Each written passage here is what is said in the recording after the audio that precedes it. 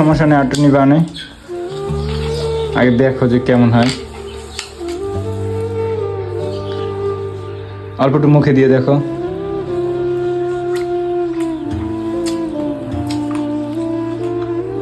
মানে সবটা আমি খেতে পারবো।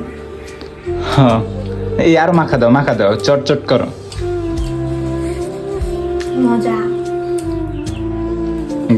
গাইস, ওই প্রথম বলছিল বিসি ছাড়া কলাটা, ওইটা হলো আনাজি কলা, বরিশালের ভাষায় বলে আনাজি কলা।